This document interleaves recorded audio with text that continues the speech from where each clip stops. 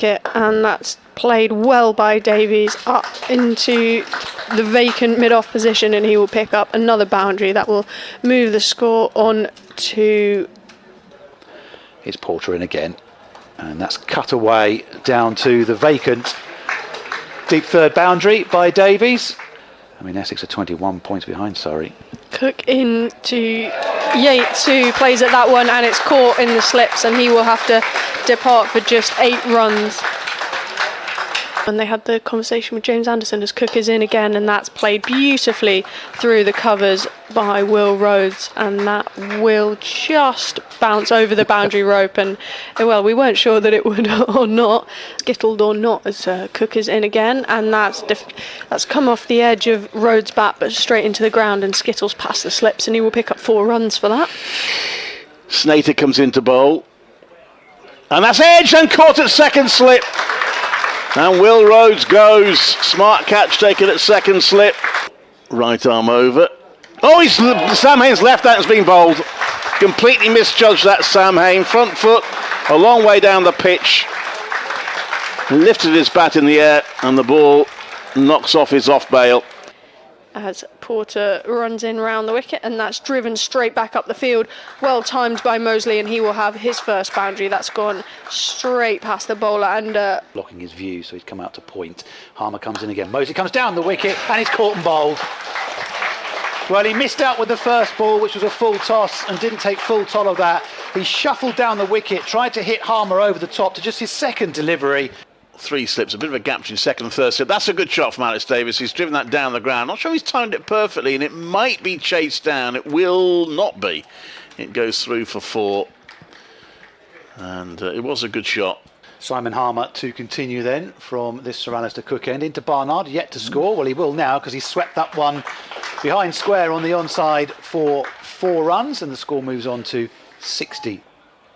And another sweep, and it'll get the same result as well. This one was slightly in the air, but not to hand anywhere near, and in comes Porter, right arm over. Oh, that's edged and very well taken at second slip. Harmer. Harmer has yet another one.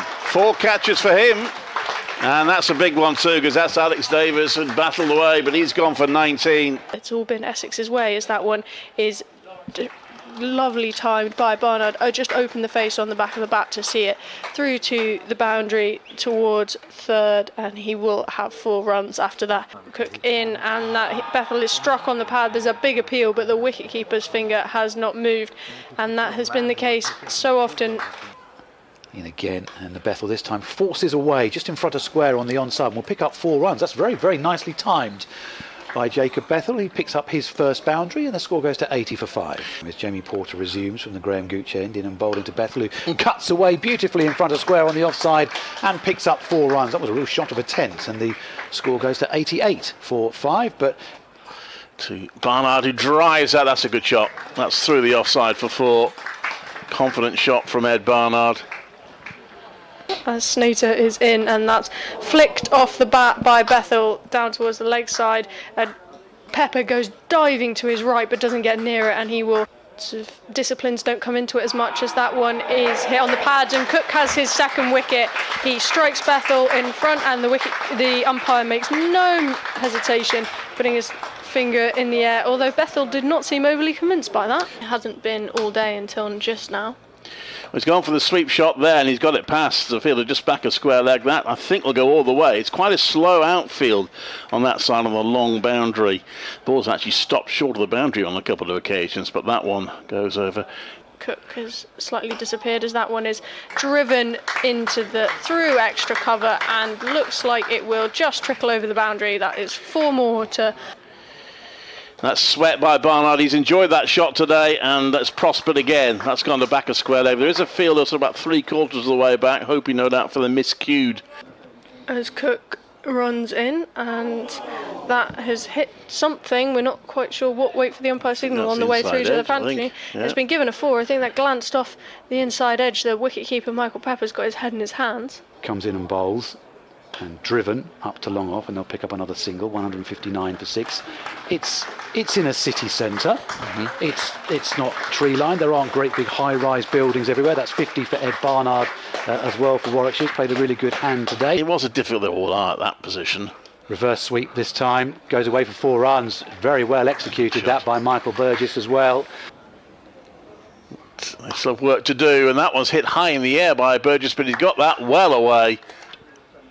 As Porter bowls, and that's pushed by Burgess up to mid-off. And that will be the tea break to Barnard, who defends that one straight back down the pitch where it's fielded by Nick Brown, running across from mid-on. From the Solaras to Cook end, and that one has gone straight along the ground. That one's kept really, really low. We haven't seen that all day, but it's gone through the wicketkeeper and straight to the boundary, and that will bring 4 more runs to the total as Warwickshire move on to... Cook comes in, right arm over. Oh, and that's slapped by Burgess. That was in the air. There been a little bit of interest to mid-wicket. It was well wide of him in the end. It's gone through for 4. We'll have a full day of fielding under their belt, as that one's just pushed into the offside, perfectly piercing the gap between point and cover, and that one will race away to the boundary. Barnard has timed that beautifully through the covers to bring 4 more. That's a hit, slapped down the ground by... Yeah. He comes down the pitch, Ed Barnard, and hits that straight down the ground over the top. That's a big shot from Barnard. Has that gone all the way? Yes, it has. It's the second 6 of the Warwickshire innings. Is in and bowls, and that's swept away by Burgess, and it has pierced the gap on that side. There were 2 sweepers out there, but none of them could get through that slightly backward of square. They all tend to leave around about 3:30, which is kicking out time in the schools, isn't it? As Porter comes in once again, forced away. Beautiful shot that is from Ed Barnard. That's just all timing, and that's a man who's right smack in form today, just with a gentle push. Porter in to Barnard, and Barnard off the back foot angles that one away down to the deep third boundary and picks up 4 runs, and he moves on to 97 now.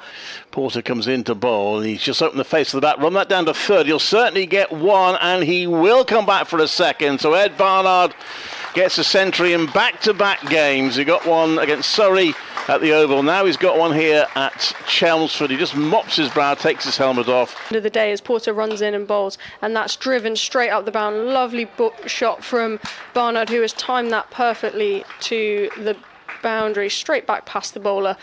For him to get the 2 runs required. Snater is in and bowls to Burgess, and Burgess on the drive gets it out to the man on the cover boundary, and they'll sprint back for a second run, and well batted Michael Burgess. It's Ed Barnard who actually punches the air as he runs back to the non-striker's end, because he knows just what great support Michael Burgess has offered him, and he goes to a well-deserved 3 figures as well. Porter in to bowl, and that one is slightly short, but that one has been swatted away by Burgess, a sort of slog heave into the leg side. It goes past Dean Elgar, who's the only fielder in. Yeah, so we're looking at the top order, being like, what pitch did you bat on? As Porter runs in, and that's defended to Jordan Cox at extra cover for the final ball of the day, and the day will finish with Warwickshire 308 for 6, having recovered so well from that position of 104 for 6.